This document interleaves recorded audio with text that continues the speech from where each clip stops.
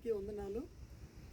ఈరోజు ఒక చారిత్రాత్మకమైనటువంటి స్థలానికి రావటం చాలా సంతోషంగా ఉంది.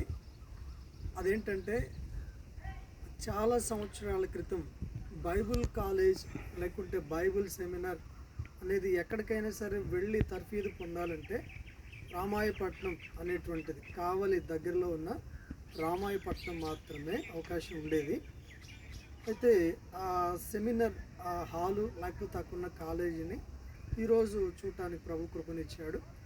ఇప్పుడు ప్రస్తుతం ఉన్నటువంటి స్థలం మరి రామాయపట్నంలో 1874లో ప్రెసిడెంట్గా ఉన్నటువంటి ఈవిడ పేరు కూడా ఇక్కడ ఉంది, వీనా రూత్ విలియమ్స్.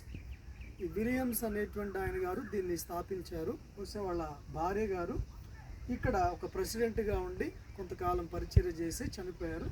ఇది ఆవిడ యొక్క సమాధి. నిజంగా ఈ స్థలం చూడటం, వీళ్ళని కలుసుకున్నంత తృప్తిగా ఉంది. మీకు కూడా చూపించాలని ఈ వీడియో తీస్తూ ఉన్నాను. Thank you.